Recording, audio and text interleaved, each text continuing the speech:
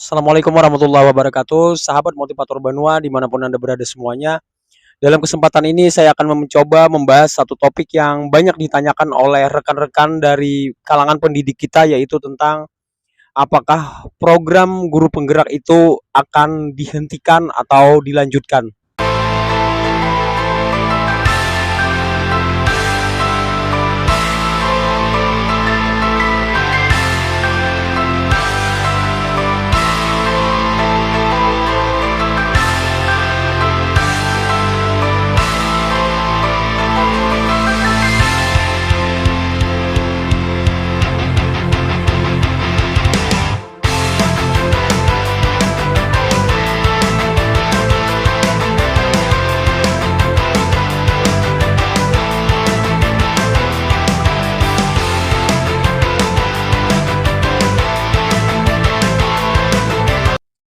Sahabat motivator Banua, saya membuat konten ini karena baru saja kemarin dikirimi sebuah video yang cukup banyak beredar di kalangan rekan-rekan guru, yaitu tentang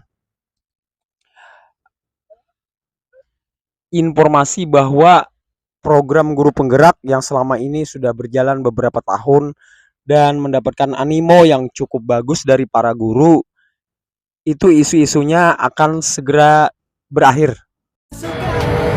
Kamu perlu tahu bahwa PGP atau Program Guru Penggerak di Angkatan 11 ini nih adalah angkatan terakhir, alias sudah tidak ada lagi pembukaan pendaftaran guru penggerak di angkatan yang berikut-berikutnya.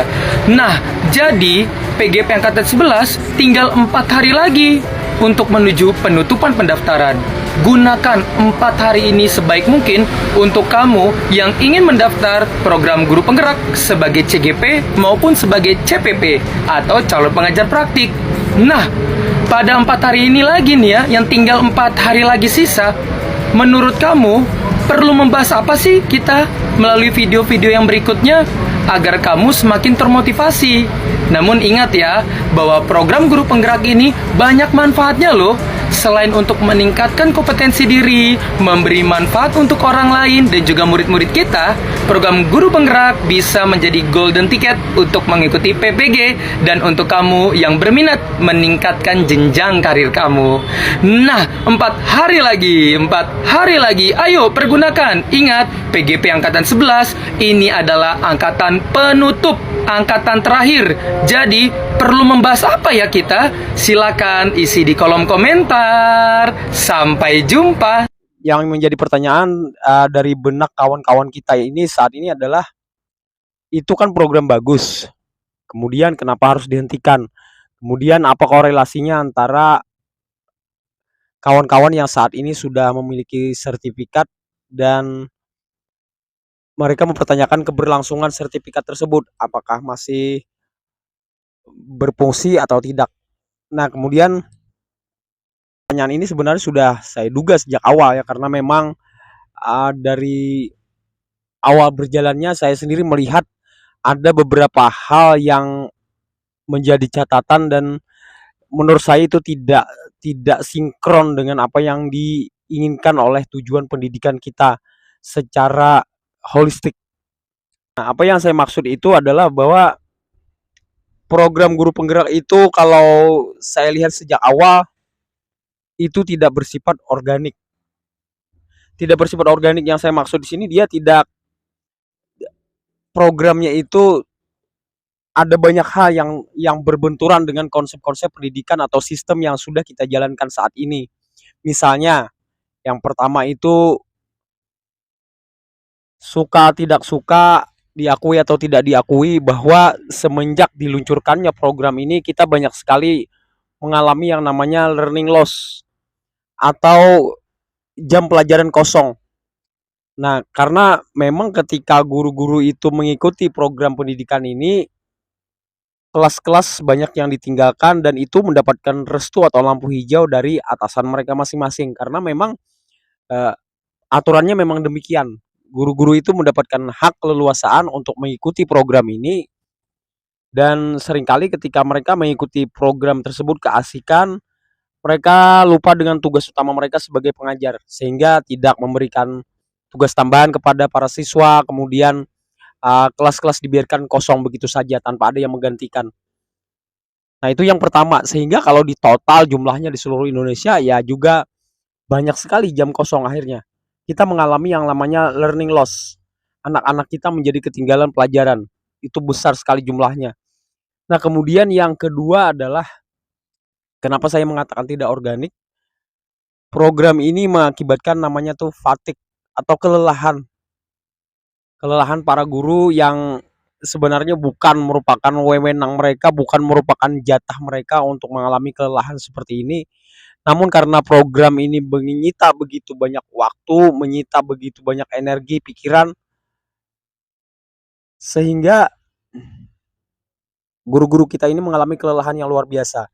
Kita tahu dan saya juga sering mengulang-ulang di dalam konten saya adalah bahwa pekerjaan guru di Indonesia itu adalah salah satu yang terberat di dunia.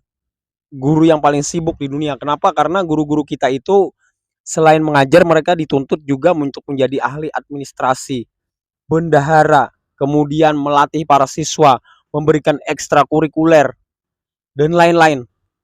Nah, dan lain-lainnya itu banyak hal-hal yang di luar dunia yang seharusnya mereka jalankan gitu. Ada pelatihan-pelatihan yang bukan menjadi bagian mereka. Kadang-kadang guru itu merangkap bagian IT, buka-buka Chromebook, buka-buka komputer dan lain-lain. Yang akhirnya mereka terjun juga ke dalam pelatihan-pelatihan yang bukan sekali lagi menjadi fokus mereka. Sehingga harapan kita untuk memiliki guru yang profesional dalam satu bidang tertentu, yang memiliki keahlian untuk mendidik, mencetak anak-anak kita menjadi ahli, itu akhirnya menjadi terlupakan. Itu yang kedua, mengalami fatigue yang mereka kehilangan fokus. Kemudian yang ketiga yang saya maksud tidak organik ini lagi adalah pelatihan PPG itu walaupun bagus dan faktanya memang melahirkan banyak sekali testimoni dari kawan-kawan kita yang menyatakan kepuasan mereka dengan pelatihan tersebut. Tetapi banyak juga kawan-kawan yang menyatakan bahwa konsepnya tidak satu napas dengan uh, sistem pendidikan kita. Maksudnya gini, mereka tidak tahu apakah sertifikat yang mereka pakai atau mereka dapatkan setelah mengikuti pelatihan PPG tersebut akan berfungsi lagi untuk kedepannya ketika misalnya Pak Nadiem tidak lagi menjabat sebagai menteri, atau misalnya apakah sertifikat itu berguna untuk kenaikan pangkat dan lain-lain. Itu linknya itu kemana gitu loh. Padahal kita menginginkan kalau bisa seluruh pelatihan yang ada di lingkup pendidikan kita ini sebaiknya benar-benar seperti ketentaraan itu ya, dia benar-benar teratur, tangga-tangganya itu rapi sejak awal. Jadi ada pendidikan basic, kemudian ada pendidikan intermediate, ada yang menengah, kemudian ada yang sudah level atas. Naik seperti itu dan semuanya ada fungsinya masing-masing. Dan semuanya juga terhubung dengan nilai pendapatannya masing-masing. Ketika misalnya orang sudah mencapai level pertengahan, maka penghasilannya sekian.